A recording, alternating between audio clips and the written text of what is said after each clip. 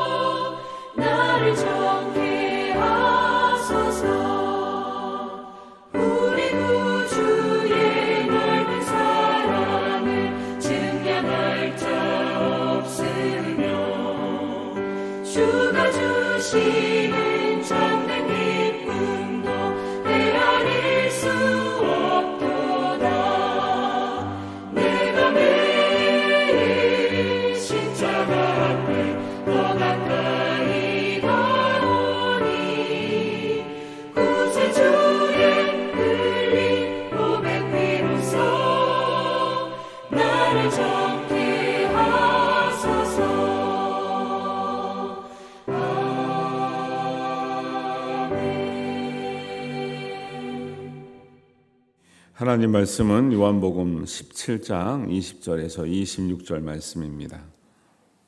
우리 한 목소리로 봉독합니다. 내가 비옵는 것은 이 사람들만 위함이 아니요 또 그들의 말로 말미암아 나를 믿는 사람들도 위함이니 아버지여 아버지께서 내 안에 내가 아버지 안에 있는 것 같이 그들도 다 하나가 되어 우리 안에 있게 하사 세상으로 아버지께서 나를 보내신 것을 믿게 하옵소서. 내게 주신 영광을 내가 그들에게 주었사오니 이는 우리가 하나가 된 것 같이 그들도 하나가 되게 하려 함이니이다. 곧 내가 그들 안에 있고 아버지께서 내 안에 계시어 그들로 온전함을 이루어 하나가 되게 하려 함은 아버지께서 나를 보내신 것과 또 나를 사랑하심 같이 그들도 사랑하신 것을 세상으로 알게 하려 함이로소이다.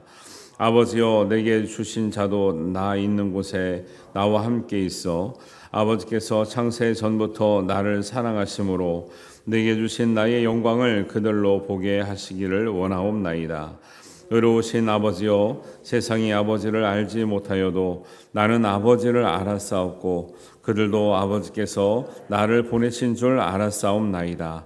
내가 아버지의 이름을 그들에게 알게 하였고 또 알게 하리니 이는 나를 사랑하신 사랑이 그들 안에 있고 나도 그들 안에 있게 하려 함이니이다.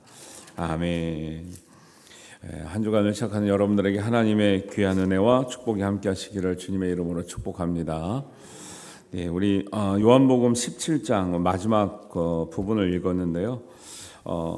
예수님께서 제자들에게 마지막으로 남기신 말씀, 요한복음 14장에서 17장이라고 말씀드렸는데 14장은 진리이신 예수님을 말씀하고 있고 15장은 포도나무이신 예수님, 포도나무라고 하는 관계는 사랑의 관계 말씀하고 있고 16장은 성령을 보내시는 예수님에 관해서 말씀하고 있고 17장은 기도하신 예수님인데 그냥 기도했다라는 것보다는 그 기도의 내용이 중요하죠. 무엇을 위해서 기도하고 가셨는가 이런 것을 살펴보고 있습니다. 그래서 요약하면 진리를 강조하셨고 그 다음에 사랑을 강조하셨고 성령을 강조하셨고 그 다음에 이제 오늘 기도하는 건데 기도를 하라 이런 걸 강조했다기보다는 기도의 내용은 이제 하나 되기를 강조하셨다라고 볼 수가 있습니다. 그래서 우리가 제자들에게 남겨진 말씀, 마지막 말씀이 진리와 사랑과 성령과 하나됨, 여기에 굉장히 포커스가 있다라는 걸 이제 우리가 좀 염두해야 될 필요가 있는 거죠.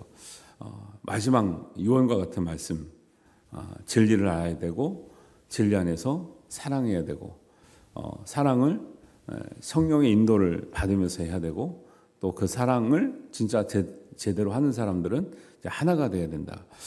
유명한 목사님이 이제 그런 얘기를 했어요. 외국 목사님이 예수님께서 하신 모든 기도 중에 이루어지지 않는 기도가 있다면 이제 요한복음 17장의 기도의 내용이라고 그래요.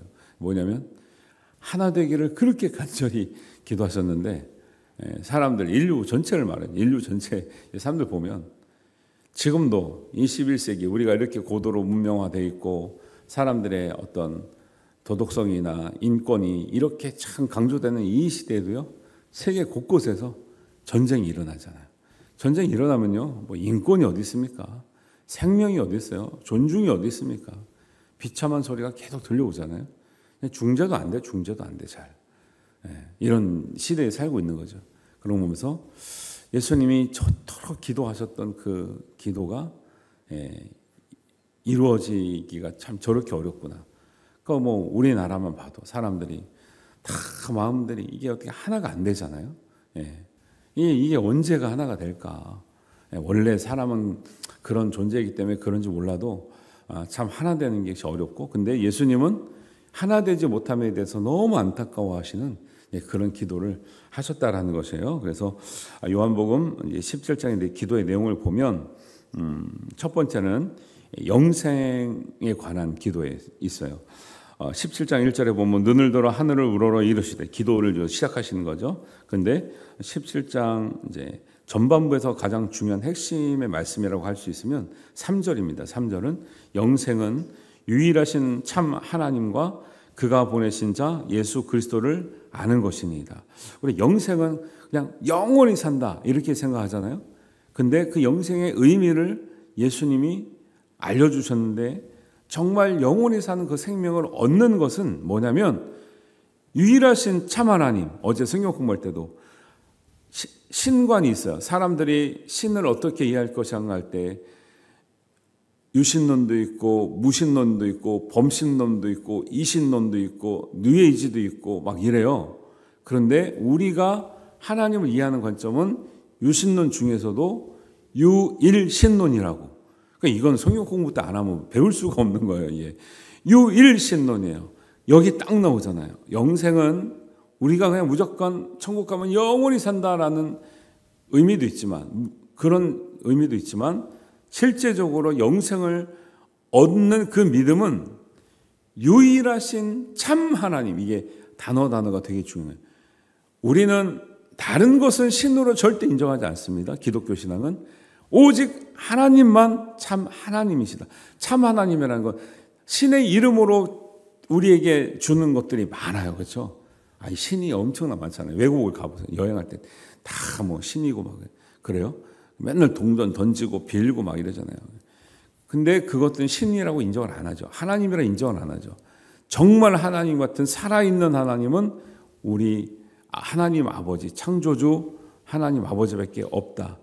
그 하나님이 누구신지, 정말 참 하나님이 유일하신 분인지를 아는 것으로부터 영생이 얻어지는 거죠. 그리고 하나님께 직접 우리가 갈 수 없기 때문에 연결해 주시는 분이 누구냐면 그 참 유일하신 참 하나님이 보내신 예수예요. 다른 어떤 신이 보내거나 다른 데서 나오시면 안 되는 거죠. 하나님 없이 예수님이 짠 나타나면 안 되는 거예요. 그 하나님이 보내신 예수 그리스도를 아는 것이다라는 거예요. 영생을 얻는 길은, 아는 것은 바로 믿는 것이죠. 제대로 알면요 믿게 되는 거죠. 근데 잘 빗돌게 믿어도 믿게 되는 거예요, 사람들은. 그래서 우리가 영생이라고 할 때 예수님은 무엇을 마지막에 기도하셨냐? 제자들이 정말 영생을 얻기를 원하셨는데 그 영생은 다른 데서 오는 것 아니라 유일하신 참 하나님과 유일하신 참 하나님이 보내신 예수 그리스도를 잘 알고 잘 믿기를 간절히 기도하셨다라는 거예요. 지금 예수 그리스도를 교회를 다녀도 잘 모르는 사람이 많아요. 유일하신 참 하나님에 관해서 교회를 다녀도 모르는 사람들이 많다니까요. 근데 안 다닌 사람은 아예 접근도 안 되는 거죠. 오히려 다르게 믿고 있는 거죠. 야, 신 다 똑같은 거 아니야? 이 신이나 저 신이나 다. 그러니까 뭐 부처나 공자나 예수나 뭐 다 똑같은 거 아니야? 성인 아니야? 다 아무거나 믿어도 구원 받으면 되는 거 아니야? 아니, 아무거나 믿어도 어떻게 구원을 받아요? 사람도 그렇게 생각한다니까요, 다. 그러니까 참 유일하신 참 하나님을 알고 예수 그리스도를 아는 것이 고상한 지식, 고상한 지혜, 구원에 이르는 지식인데 그것을 잘 알기가 어려운 시대로 가고 있는 거죠. 그럼 지금은 뉴에이지 시대예요. 뉴에이지는 각각 신이 다 나에게 있고 내가 그 신이라고 얘기를 하는 거죠. 아니, 그런 시대가 된 거죠. 그래서 그게 내가 신인 것까지 뭐 그렇다 쳐도 상대적으로, 그러니까 절대적인 신이 없는 거예요.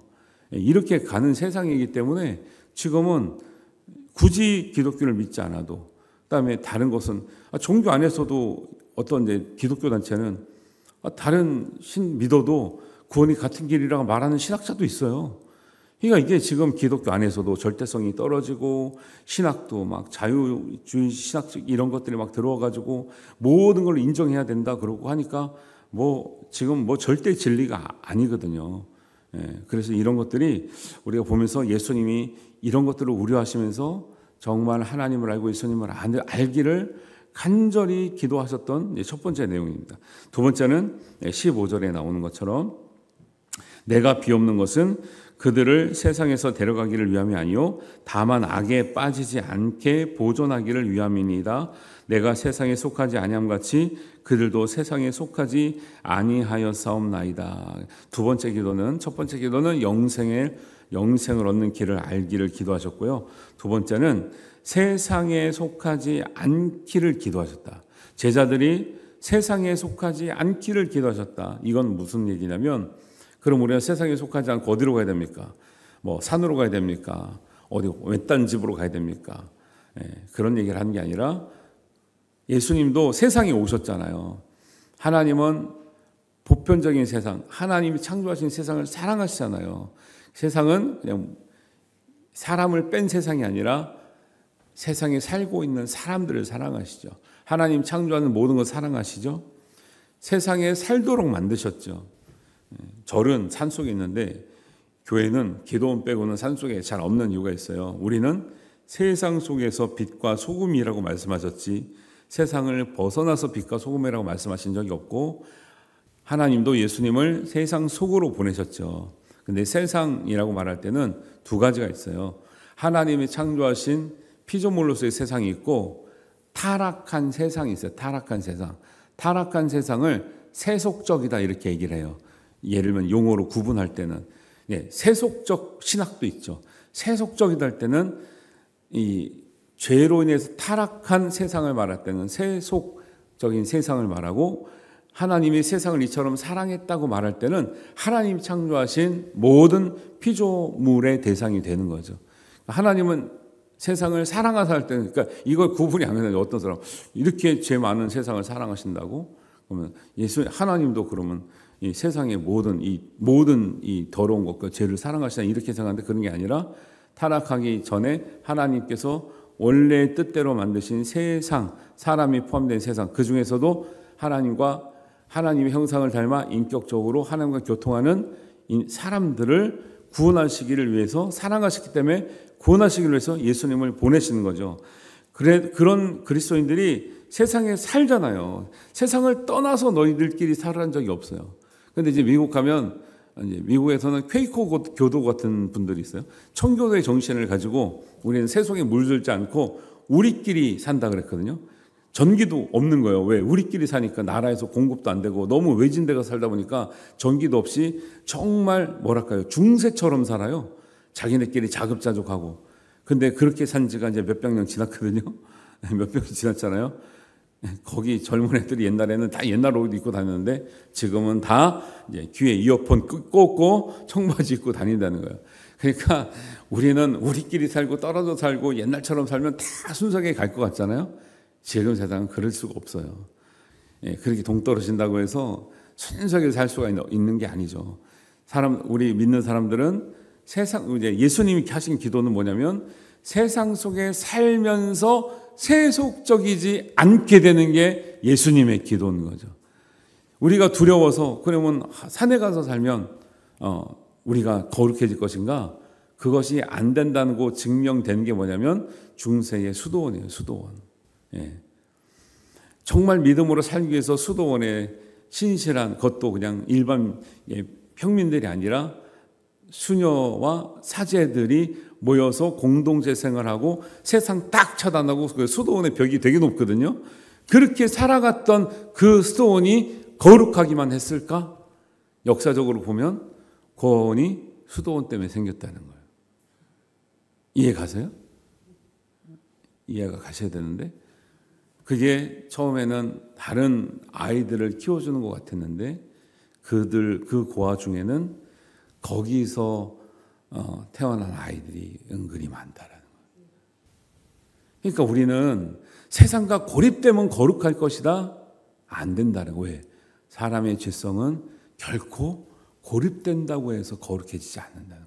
그리고 나 혼자 있다고 그러면 거룩할 것인가? 여러분, 아무도 없을 때 나는 누구인가, 그런 얘기 말씀드렸잖아요. 정말 내가 혼자 있으면 거룩한 생각만 24시간 합니까? 그러지 못하죠. 오히려 나는 연약하고 나는 흔들려도 믿음의 사람과 함께 있어서 위로하고 격려하고 북돋아주고 함께 할 때 더 우리가 용기를 얻고 거룩하기를 애쓰고 함께 노력하고 하는 것이 아름다운 모습인 줄 믿습니다.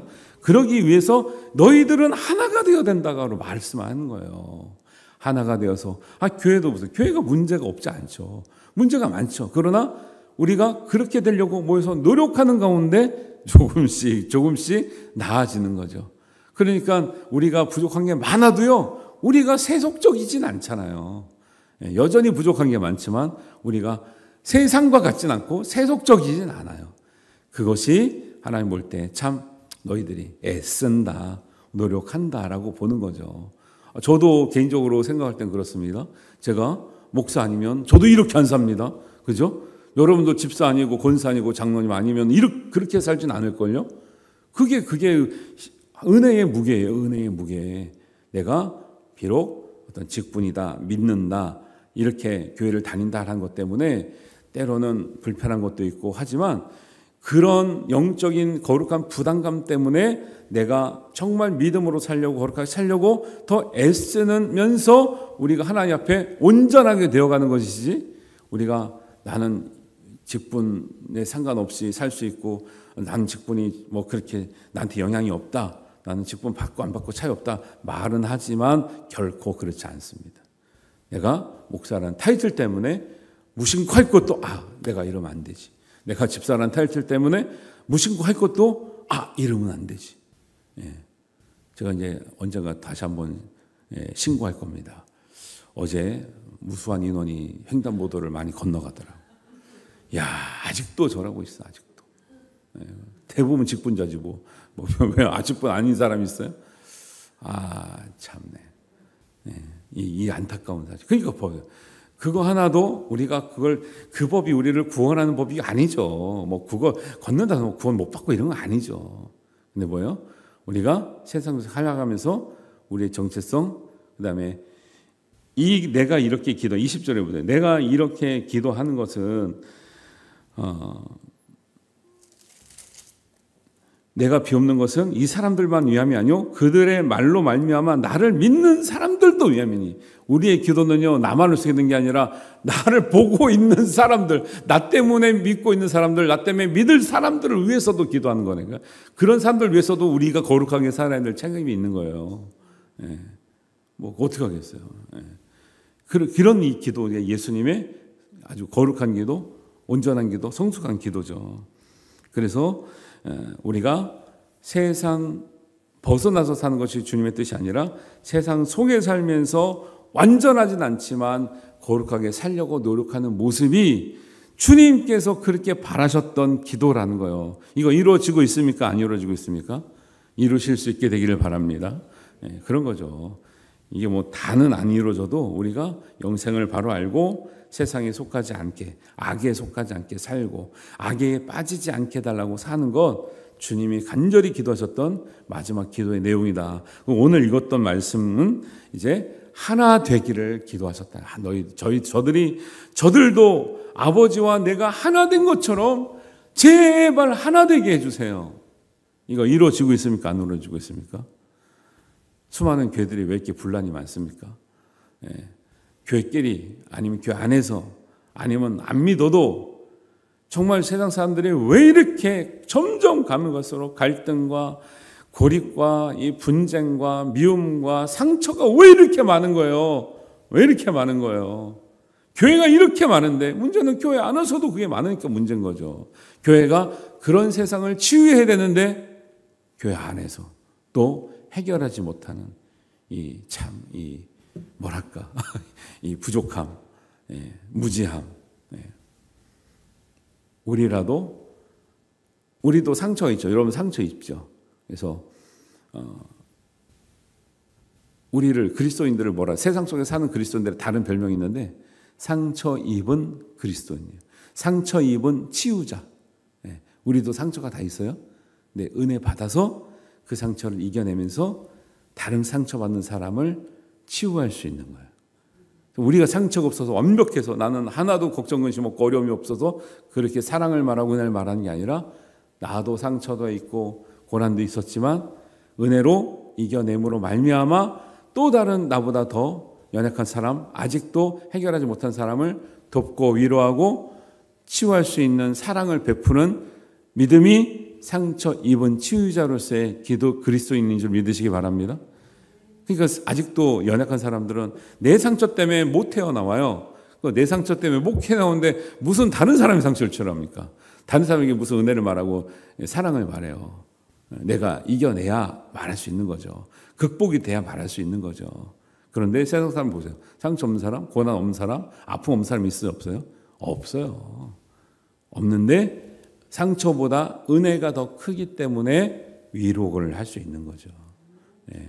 이게 믿음이에요. 이게 믿음. 그래서 하나가 되는 것은 하나님 아버지와 예수님과 하나님 아버지 하나 된 것처럼 저들의 1차 대상은 제자들이에요. 제자들도 서로 한 자리 하겠다고 싸웠다니까요. 하나는 오른편에 하나는 왼편에 있게 해주세요. 그러면 다른 제자들은 열받죠. 야, 니네만 제자야? 우리도 3년 동안 같이 고생했는데 싸웠다니까요. 거기다가 또 제자의 어머니까지 가세하잖아요. 우리 아들을 좀 잘 봐주세요. 그럼 어머님 없는 제자들 얼마나 열받았겠어요. 수제자가 아닌 다른 제자들 얼마나 열받았겠냐고요. 다 이런 문제가 있기 때문에 예수님이 내가 없을 때 저희들이 그 갈등이 골이 깊어가지고 다시 막 됐을 때 막 걱정이 되시는 거죠. 그리고 세상에 나가서 하나 되지 못하는 사람들을 하나로 만들어야 될 사람들인데 자기네끼리 아웅다웅 하고 있으면 어떡하나 걱정되는 거죠. 우리는 세상에 나가서 세상을 화해시키고 치유해야 되는데 우리가 그러고 있으면 어떡하냐는 거예요. 예수님께서 하신 기도, 참 이루어지기 어려운 기도. 하나님과 우리와 죄로 분리되어 있잖아요. 이것도 우리가 화해를 지켜야 되는 거예요. 예수님이 우리에게 맡기신 일. 사람은 사람끼리 미움과 분노와 갈등 때문에 또 분리되어 있잖아요. 우리가 이것도 해야 되는 거예요. 예수님께서 간절히 기도하시죠. 하나님 아버지와 내가 하나 된 것처럼 저들도 하나 되게 하옵소서. 그래서 20절에서 26절을 보면요, 하나 되게 했다는 말이 4번 나와요. 6절 가운데. 그리고 뒤에 3절 안에는 사랑하게 해달라고 하는 것도 3번 나와요. 이 짧은 구절 안에서 하나 되게 없어서 저들로 사랑하게 없어서. 이게 마지막 마침 기도의 간절한 예수님의 기도의 마지막 기도는 저들이 하나 되게 없어서 저들이 사랑하게 없어서. 아직 이루어지지 않고 있는 예수님의 기도예요. 모든 기도는 하나님께서 들으시고 예수님께서 우리에게 이루어 주시고 응답해 주시죠. 근데 우리가 응답해야 될 기도가 있다면 바로 이 기도예요. 저들로 하나 되게 없어서 저들로 사랑하게 없어서는 하나님이 억지로 이루시는 것이 아니라 우리가 깨닫고 그렇게 살 때 이루어지는 기도. 우리가 예수님께 응답해야 될 기도가 있어요.